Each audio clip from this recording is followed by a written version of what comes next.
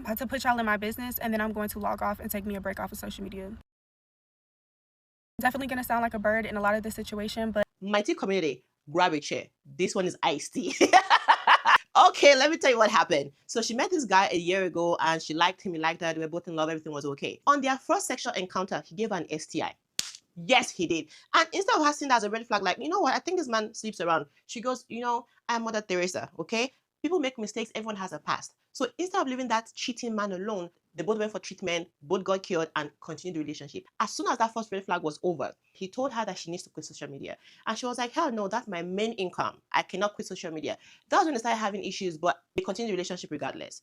Oh, and at the time when she met him, she was living with her grandmother. 4-bedroom house, big yard, beautiful house. But because she was in love, this man did not have a house or the credentials to rent an apartment. She used her credential to rent a place for both of them to live. The agreement was that he pays the rent, she uses her credentials, because he's not able to get nothing because he doesn't work a regular job, he doesn't have a bank account, he doesn't have a license, or nothing. This man was essentially empty. I don't know why she fell in love with him, but none of my business. Anyways, so she went ahead to lease an apartment in her name, only her name. He moves in, pays the rent for a few months, and stops paying it. Any surprise there? None. He went ahead to tell people, oh, that is his apartment. She let everyone believe that truly the apartment was his and she's the one living with him. Hey, excuse me? At this point, she was thinking, I'm going to help him rebuild his life. Whatever it takes, I'm going to do it. She was so in love with this man, but that man literally almost took her life. Anyways, tell me why this disease-infested man went back to cheating.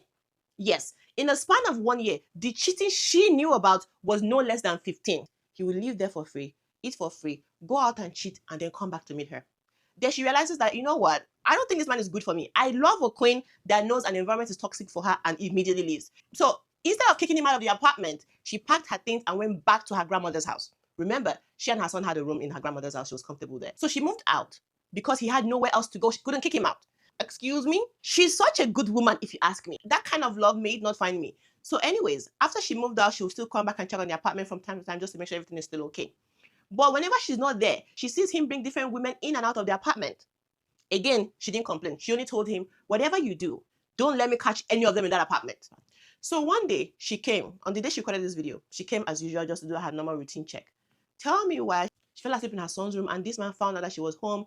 He rushed home and started having like a verbal altercation with her. They were going back and forth. Then he starts throwing things at her. And she goes, okay, you know what? I'm going to throw things back at him. All of a sudden, he brought out a pew that he was going to unalive her. She goes, hold on, I have a son.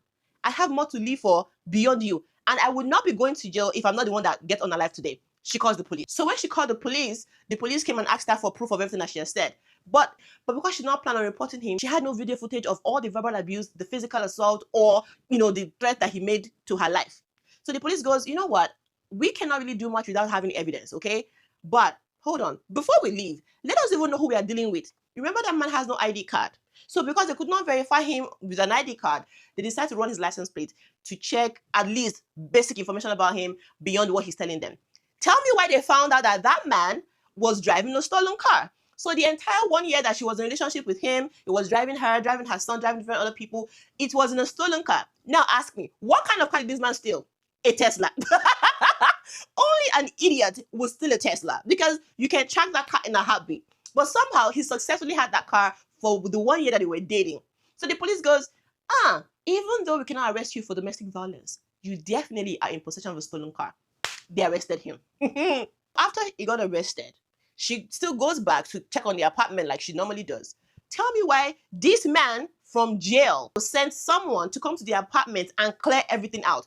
Meanwhile, the only thing he had in that apartment was a bed. Everything else was hers. But unfortunately for him, she was in the apartment when the person came to clear it out. So what did she do? She called the cops.